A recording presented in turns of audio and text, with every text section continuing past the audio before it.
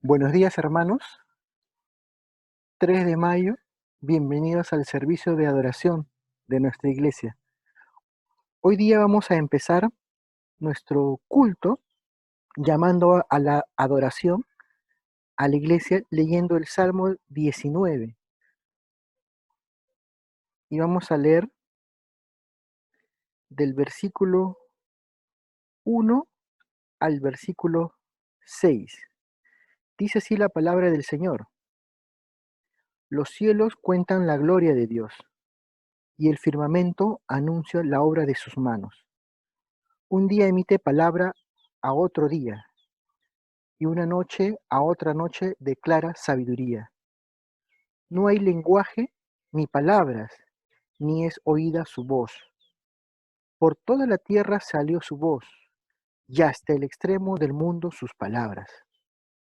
En ellos puso tabernáculo para el sol, y es como esposo que sale de su tálamo, se alegra cual gigante para correr el camino. De un extremo de los cielos es su salida, y su curso hasta el término de ellos, y nada hay que se esconda de su calor. El firmamento, toda la creación, habla de la gloria de Dios, habla de nuestro Dios. Bienvenidos a este servicio de adoración, hermanos. Vamos a preparar nuestro corazón, nuestra mente, para rendirle culto a Dios. Ahora, hermanos, quiero llevarlos a que podamos tener unas palabras de oración, y también vamos a separar nuestros diezmos y ofrendas para entregárselos al Señor. Vamos a orar. Amado Dios, gracias por este día, gracias por permitirnos disfrutar, Señor, de tu creación, Señor.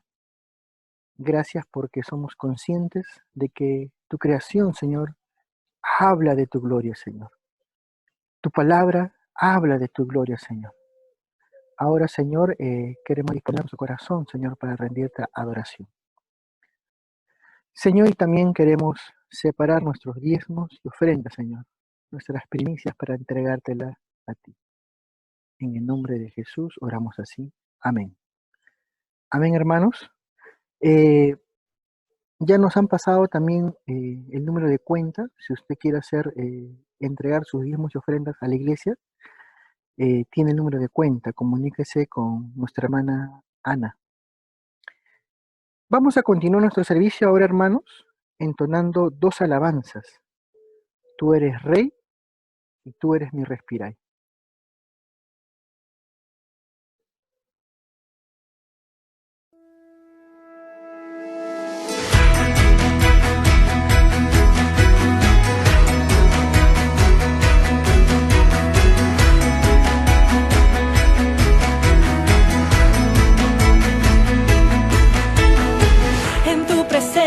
Danzamos libres, cúbrenos en tu luz de amor, llévanos mucho más profundo, pues somos hijos del gran yo soy. Oh Dios, siempre con nosotros, susurrando restauración, haz de nuestro ser tu morada, tuyo somos, tu iglesia clama hoy, abre los cielos.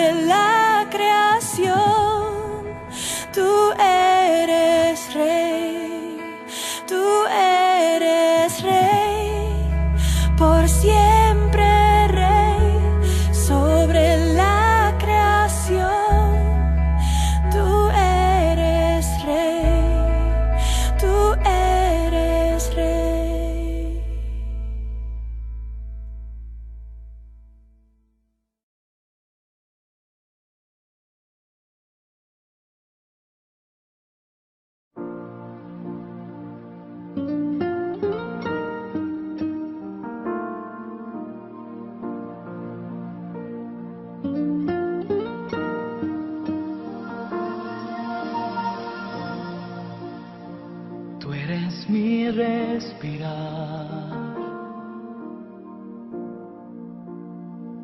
Tú eres mi respirar. Dios, tu presencia vive en mí. Tú eres mi pan, Señor. Tú eres mi pan, Señor. Dios, tus palabras son para mí. Y yo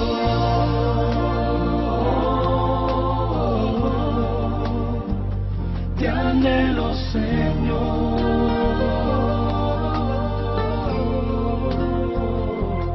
Y estoy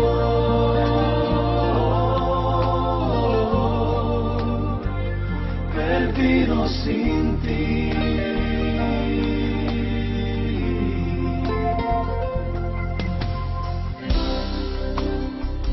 Tú eres mi respirar. Tú eres mi respirar. Dios, tu presencia vive en mí. Tú eres mi pan, Señor. Tú eres mi pan, Señor. Dios, tus palabras son para mí. Y yo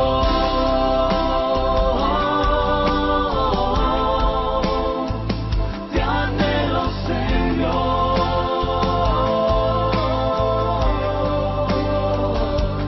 Estoy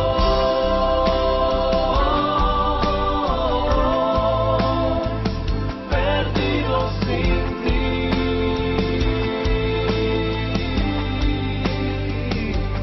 Y yo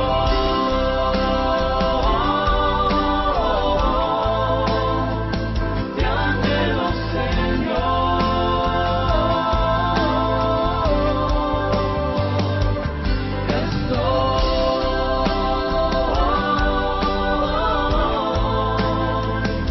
Perdido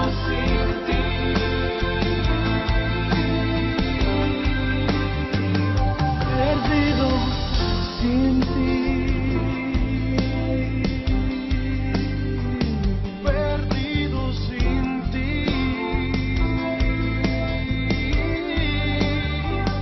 Perdido sin ti.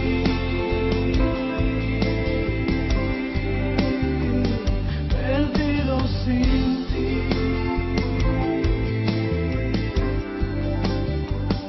Te anhelo, Señor.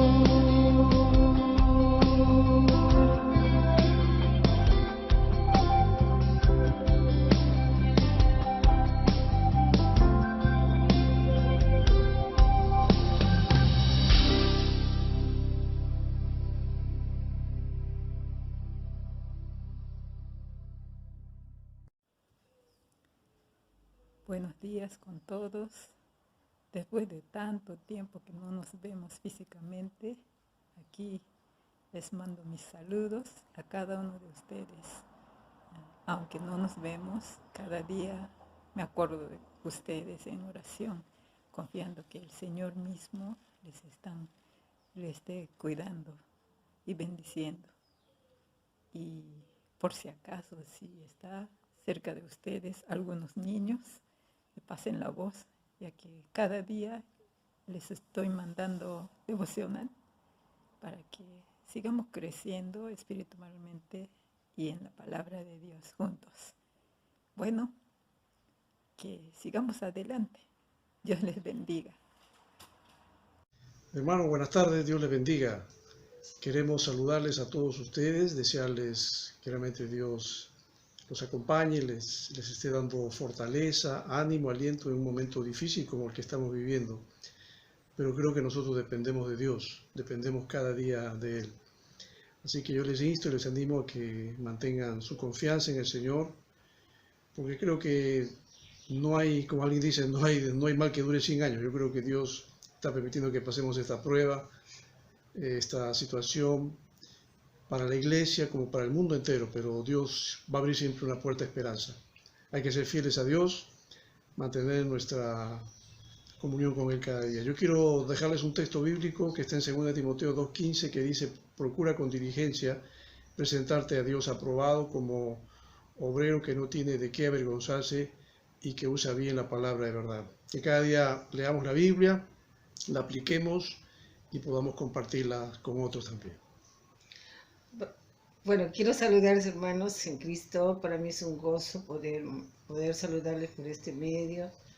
Bueno, sabemos que todas las cosas nos ayudan a bien, ¿no? Todo lo que estamos pasando es porque Dios tiene un propósito con nuestras vidas, porque Él quiere enseñarnos lecciones de vida para poder poner totalmente nuestra confianza en Dios.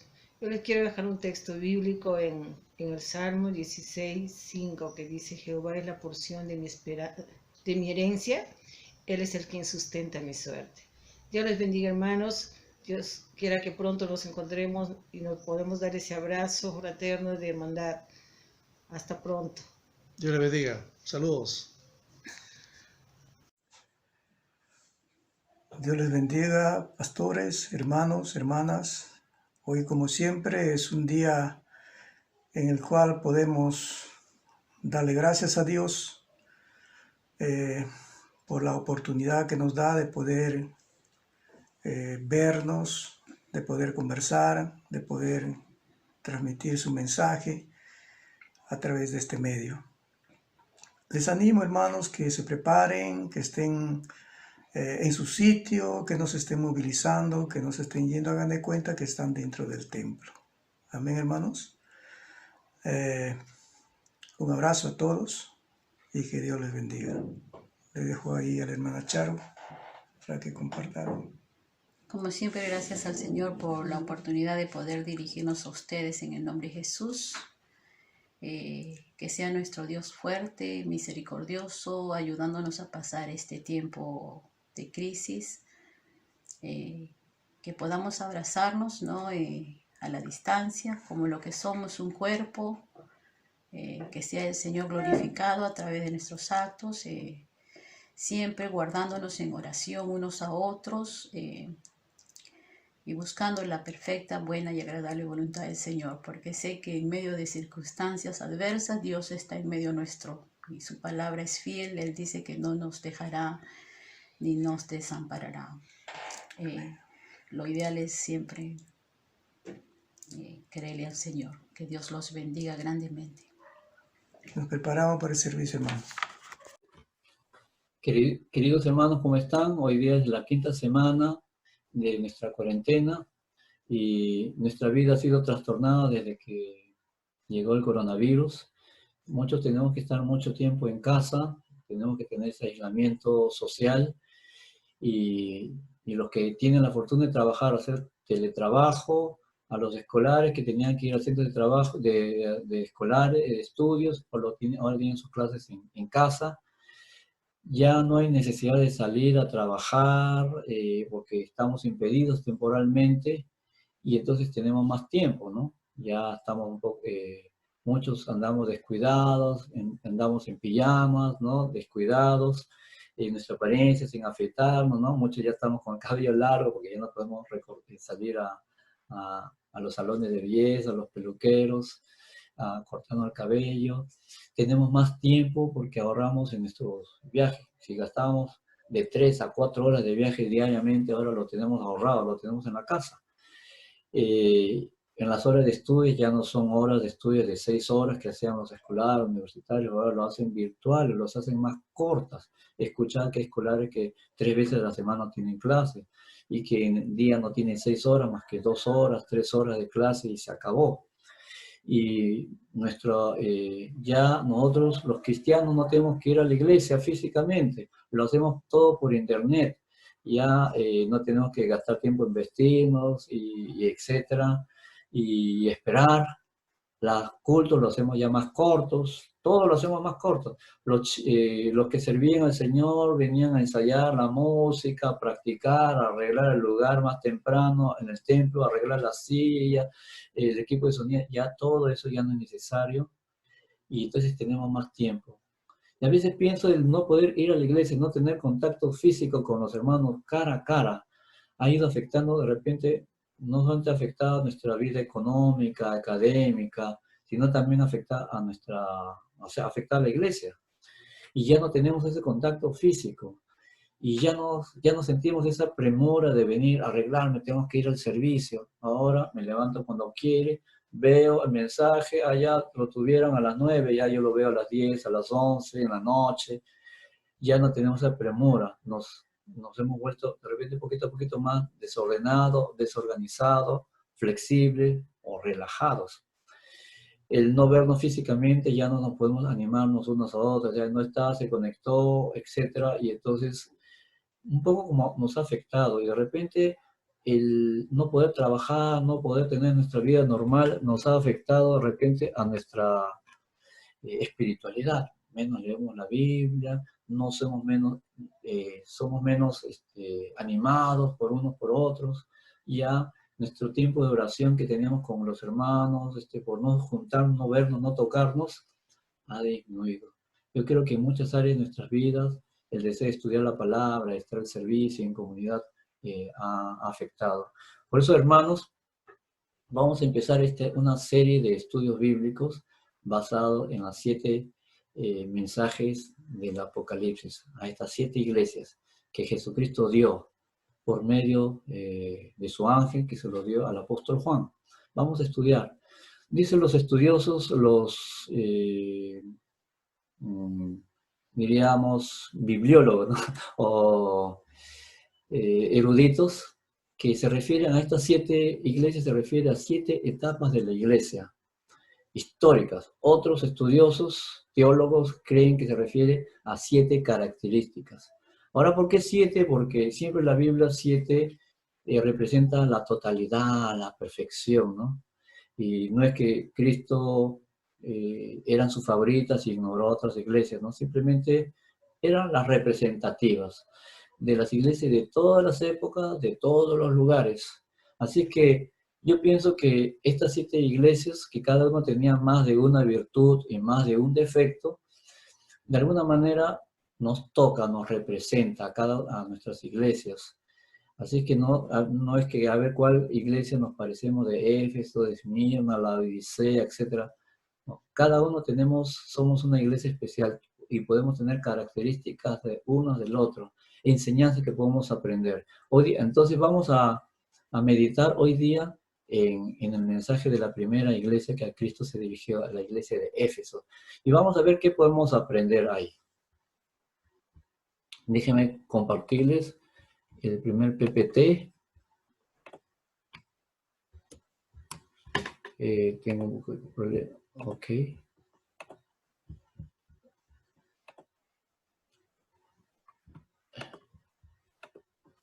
Uy, ¿qué pasó? No. Tengo un poco de problema.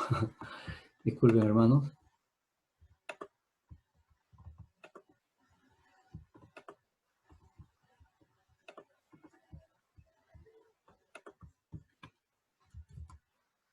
Ok, el primer tema es reavívanos nuestro amor a Dios, basado en Apocalipsis 2, del 1 al 5. Vamos a leer. Escribe al ángel de la iglesia de Éfeso, el que tiene 7 iglesias en su diestra, el que anda en medio de los 7 candeleros de oro, dice esto: yo conozco tus obras y tu arduo trabajo y paciencia, y que no puedes soportar los malos, y has probado a los que dicen ser apóstoles y no lo son, y los has hallado mentirosos. Y has sufrido, y has tenido paciencia, y has trabajado arduamente por amor de mi nombre, y no has desmayado. Pero tengo contra ti que has dejado tu primer amor. Recuerden, por tanto, de dónde has caído, y arrepiéntete ya en las primeras obras, pues si no, vendré a ti y quitaré tu candelero de su lugar, si no te hubieras arrepentido. Muy bien, este mensaje está dirigido a la iglesia de Éfeso. Cuando se dirige a ángel, era Jesucristo, pues, cuando dio el mensaje se dirige al ángel, pero no es un ángel, el ser celestial, ¿no? Se refiere básicamente, dicen los estudiosos, que era el pastor o el encargado de la iglesia. Así que escribe al encargado de la iglesia de Éfeso. Y dice, al que tiene las 7 estrellas en su diestra. Se refiere a Jesucristo que tiene el control de las 7 estrellas. Esas estrellas se refieren a los pastores, a los encargados de la iglesia. Jesucristo se dirige a estas 7 estrellas, 7 representantes encargados de la iglesia. Y el que anda en medio de los 7 candeleros se refiere a Jesucristo mismo, y estos 7 candeleros se refiere a las 7 iglesias del Apocalipsis, pero también se refiere a todas las iglesias de la cristiandad de todas las épocas y de todos los lugares. Muy bien, entonces este mensaje fue dirigido a Éfeso, pero tenemos que hablar un poco de Éfeso. Éfeso está en Europa, pero ahí en la Biblia está traducido como Asia, donde actualmente pertenece Turquía. Entonces, estas 7 iglesias están ahí agrupadas más o menos en esa zona, y Éfeso estaba ahí. Entonces, Éfeso era una ciudad que tenía mar y que era una iglesia, un centro económico y comercial muy importante. Era parte de era una ciudad romana, y entonces también era una ciudad que se caracterizaba mucho por su religiosismo. Ellos adoraban y tenían templos muy importantes, gigantescos. Había un templo a la diosa Artemisa, así lo llamaban los griegos. Pero luego los romanos, porque esta ciudad luego es conquistada por los romanos, le llamaban la diosa Diana. Así es que había mucho comercio relacionado a lo religioso, ¿no? Talismanes, toatillas, ¿no? Amuletos y todas esas cosas. Y había pues todo un turismo religioso a Éfeso, ¿no? Y también era una ciudad económicamente muy activa, muy poderosa. Muy bien, ahí está, Pablo funda una iglesia, probablemente en su primer viaje misionero. Y estuvo, no se sabe, posiblemente un corto tiempo, pero en su tercer viaje misionero, el apóstol Pablo, él se queda ya más o menos 3 años, y luego esa iglesia lo pastorea, se encarga su discípulo, el apóstol Pablo. ¿Quién era? Timoteo. Entonces, y esta iglesia es famosa porque también Pablo le escribe una carta especial a Timoteo, a la iglesia de Éfeso, la carta de los Efesios, ¿no? O la epístola de los Efesios, en donde cuando Pablo estuvo encarcelado, más o menos en el año 60 después de Cristo, él estando Pablo en la cárcel recibe la visita de Tíquito, y entonces le escribe la carta, y Tíquito regresa a Éfeso y lleva el mensaje, lleva los saludos de Pablo a la iglesia de Éfeso. Así que Éfeso tiene esa popular historia, era una iglesia fundada por el mismo Pablo, apóstol Pablo, tal vez en la década de los 50 después de Cristo. Muy bien, entonces ahora Jesucristo se dirige a esta iglesia y dice, yo conozco tus obras. Dios te conoce a ti, te conoce a mí. No podemos esconder nada. Y vamos a ver 5 características que Jesucristo se refiere a la iglesia de Éfeso. Primero dice, conozco tu arduo trabajo. Es una iglesia activa, tal vez en la evangelización, en obra social, en actividad de estudio bíblico, de conocimiento, de crecimiento espiritual, de oración. Una iglesia que trabaja arduo, activa. Por otro lado, la iglesia dice que era paciente. Me imagino tanta actividad, ¿no? Gente no cristiana, etcétera, actividad, y personas de diferentes caracteres, habían conflictos, ¿no? Entonces una iglesia con mucha paciencia, que salía adelante.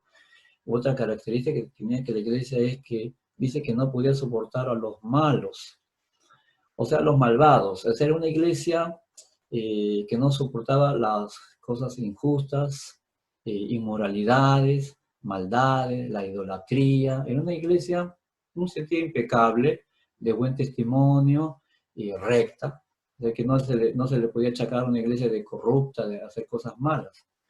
Otra característica de la iglesia de Éfeso que dice Jesucristo que lo conocía y has probado los que dicen ser apóstoles y no lo son.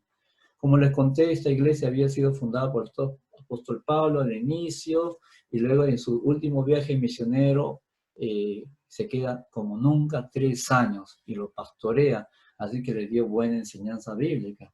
Y entonces ellos habían aprendido mucho de Biblia, mucho de la palabra de Dios, así es que ellos habían llegado a ser una iglesia con raíces bíblicas y ellos podían discernir y darse cuenta qué iglesia, si habían falsos maestros, alguien enseñaba herejías, cosas que nada que ver, no apegaba a la palabra de Dios. Y dice, y los has hallado mentirosos. O sea que ellos eran conocedores de la palabra de Dios. Era una buena iglesia.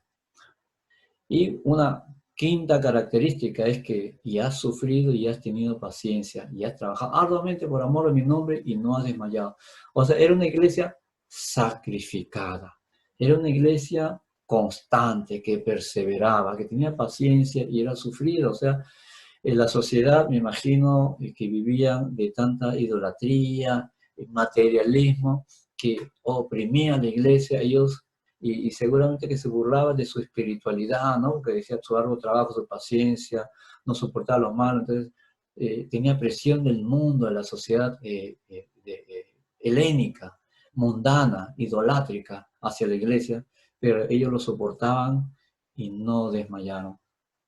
Entonces, Jesucristo así lo elogia a la iglesia de Éfeso y de una manera también tal vez te refleje a ti y a mí. Somos de repente cristianos bien activos, ¿no? Trabajamos en la iglesia en alguna área, Dios sabe cuánto evangelizamos, damos estudios bíblicos, nos preocupamos por uno el otro, visitar, animar, llamar, escribirles.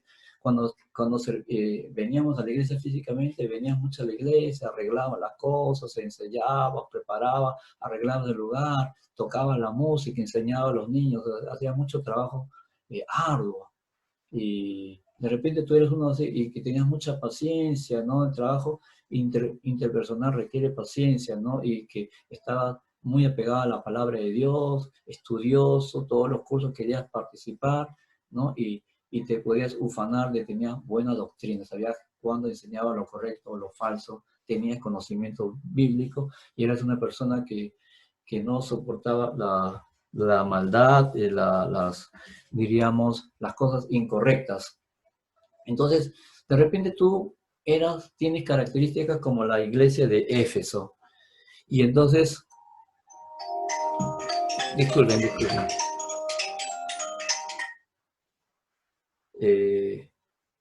Disculpen, voy a apagar el teléfono. En el versículo 4, luego Jesucristo, después de haberlo elogiado, le escribe y le dice, le muestra su desaprobación. Lo condena en un aspecto y dice, pero tengo contra ti que has dejado tu primer amor. La iglesia de Éfeso era muy buena en muchas cosas, pero a pesar que tuvo, por lo menos yo he podido describirlo, ¿no? Así, escuetamente, 5 características buenas, tenía algo que Jesucristo reprobaba, desaprobaba. Había dejado su primer amor. Primer amor. ¿Qué es el amor? Acá la palabra amor se refiere a ágape. El amor ágape es el amor desinteresado, el amor incondicional, el amor que da, que no tiene rencor, el amor que se preocupa por otros, que se sacrifica. Es el amor de Dios, ese es el amor ágape. Y ese es el amor de que las cosas lo hago no por obligación, sino lo hago por Dios, con sacrificio. Y dice que la iglesia de Éfeso, a pesar que era activa y muy santa, muy pura, muy adoctrinada, había perdido algo muy importante de su primer amor. Ese amor por Dios, esa pasión, ese propósito por qué ellos seguir a la iglesia y servirle. Y dice, porque has dejado, y la otra palabra que usa así, has dejado tu primer amor. Tal vez tú tengas amor por la iglesia, hermano, y los hermanos de Éfeso. Pero acá el problema no es si amas o no amas la iglesia. Yo les voy a preguntar a cada uno de ustedes, hermanos, ¿ama la iglesia? Y yo estoy seguro que los que me están escuchando y vienen a nuestra iglesia, todos van a decir que lo amamos. Pero la pregunta ¿es tu primer amor? O sea, ¿y a qué se refiere primero? No es el primero en la lista, en el orden que llegó, y después te amas otras cosas. Sino cuando se refiere primer amor, se refiere preeminencia, se refiere prioridad, se refiere importancia. Cuando habla de primero no se refiere que el primero que llegó, no, sino que aunque nosotros hemos llegado a conocer a Dios de adulto, y antes amábamos el dinero, el trabajo, la fama, la juerga, otras cosas, amábamos, y de repente lo sigues amando, tus hobbies, tus cosas, pero dice, no es tu primer amor debe ser Dios, en primer lugar debe ser Dios, amar a Dios, ama a Dios y a tu prójimo. Nuestro Dios debe ser el primer lugar que debemos amar. Y dice, has dejado tu primer amor, tu amor por Dios. Mi querido hermano y hermana, amigo, no te pregunto si vas, yo sé que ya no podemos ir a la iglesia. De repente sí escuchas los sermones, participas en algunas reuniones virtuales de la iglesia, pero no es eso lo más importante, has dejado de amar a Dios como tu amor prioritario, máximo, principal, más importante. No dice que dejes amar. Mira, la Biblia nos dice en Lucas, un texto dice, el que ama a su padre, madre, hermana, hijo, más que a mí no puede ser digno de mí. Y no se refiere, Jesucristo no se refería que tenemos que aborrecer a nuestros padres, madres. O sea, no puede ser digno de mí, no significa que tenemos que aborrecer o odiar a nuestra familia. Cuando dice, el que ama más a mi padre, madre, y no la aborrece, ¿no? No se refiere a odiarlo, sino simplemente amarlo menos. Simplemente Dios exige que Él esté en primer lugar. No es el único, sino el primer lugar. Podemos seguir amando a nuestra familia, a nuestros hijos, a nuestra esposa, etc. Está bien. Pero Dios condena de que no esté en el primer lugar. Y creo que, hermanos, examinen cómo está tu vida. Desde que hemos llegado a la cuarentena o antes de la cuarentena, te has ido alejando, distanciando. Yo te animo, hermano, que reflexiones en esto. Fíjate, Jesucristo, finalmente voy a terminar mi mensaje con estos 3 consejos que Jesucristo lo dio. Dice, recuerda, por tanto, ¿dónde has caído? Y arrepiéntete ya de las primeras obras, pues si no, vendré pronto a ti y quitaré tu candelero de su lugar, y si no hubieres arrepentido. En primer lugar, ¿cuál es el primer consejo que da Jesucristo? Recuerda de dónde has caído. Hermano, hermana, reflexiona en dónde has caído. De repente le has dado mucho énfasis a tu trabajo, al estudio. Es verdad, hay que preocuparnos, ¿qué vamos a hacer? ¿Qué trabajo? ¿Te vamos a quedar sin trabajo? ¿Voy a poder reabrir mi tienda o no puedo reabrir mi tienda? ¿Qué voy a hacer? Es verdad, tu ánimo puede haber decaído. Ya no tienes ánimo de ir a la iglesia, o porque no nos podemos reunir, no nos vemos, no es la misma cosa, no me gusta usar los dispositivos, es impersonal, todo lo que quieras. Recuerde dónde has caído. Y no es el problema si es la tecnología, no me gusta ver por la pantalla, porque no lo veo. O sea, el problema somos nosotros. Fíjense en qué has decaído, has caído. Ya poco a poco has dejado de venir a la iglesia, poco a poco te has ido desconectando en nuestras reuniones de oración, de adoración, de estudio bíblico, a los grupos de jóvenes, poco a poco has ido alejándote, y poco a poco has ido dejando de leer la Biblia, poco a poco has ido dejando de tener meditación individual, personal con Dios, poca oración, poca meditación en tu Biblia, poco compañerismo con los hermanos. Recuerda, busca en dónde has caído. Reflexiona, ¿por qué? Porque no me cae tal hermano, el pastor es muy aburrido, es largo, lo que sea. Reflexiona en qué área puede ser y arrepiente, dice, cambia. Arrepentirse, hacer un giro de 180 grados. Lo que yo hacía ahora ya no lo voy a hacer. Y arrepentirse es realmente dolerme en mi corazón y decir, eso está mal, yo no quiero volver a ser así, voy a cambiar. dejo hacer lo que hacía antes, mi dejadez, mi relajo, mi desidia, y me arrepiento. Y dice, y haz las primeras obras. Y Dios quiere que no nos da gran fórmulas secretas. Recuerda, ¿no? Analicen dónde está, identifica dónde estás mal, entonces arrepiéntete y ahora haz las primeras obras. Esas primeras obras quiere decir que eran buenas. Leer la Biblia, reunirse, adorar, buscar a Dios, pedir consejos, tener compañerismo con los hermanos, orar unos por otros, reflexionar en la palabra, meditar, escudriñar las escrituras, preocuparnos unos por otros, ¿no? Evangelizar, ayudar a otras personas, predicar, haz las primeras obras. Pues si no, dice la Biblia, Jesucristo dijo, vendré pronto a ti. Quiere, en otras palabras, que Dios va a venir a pedirnos cuenta. ¿Cómo lo va a hacer? ¿Castigo? ¿Enfermedad? No lo sé. De repente esta epidemia que nos ha mandado Dios nos quiere hacer reflexionar. No para que tú te deprimas más y te preocupes más en el trabajo, en el dinero. Dice, porque si no vendrá por ti. Dios va a demandarnos, va a pedirte cuenta. Y dice, y quitaré de tu candelero.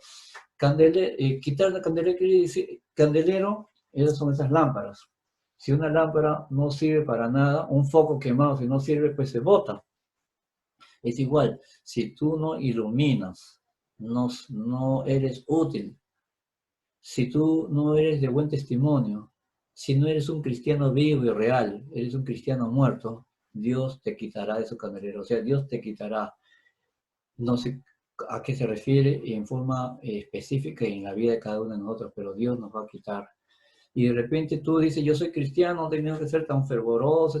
¿Quién sabe que Dios quitará tu nombre de su libro? No lo sé exactamente, podría ser. Si es que no te arrepientes. O sea, si es que tú no cambias, no solamente me siento mal, sino si tú no cambias de comportamiento, de actitud, eso no es arrepentimiento. Entonces Dios nos quitará. Que Dios los bendiga, hermanos. Ojalá recuerden bien en dónde han caído, arrepiéntense y hagan las primeras obras. Que Dios les bendiga y que Dios los ayude en sus vidas espirituales.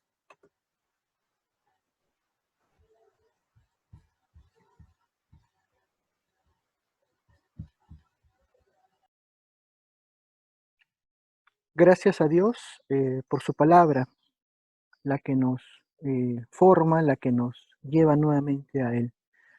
Vamos ahora a tener el tiempo de los anuncios, hermanos. Primer anuncio, como ya lo comenté al inicio, es que ya tenemos una cuenta para que podamos ofrendar y dar nuestros diezmos. Está en su boletín, el número de cuenta.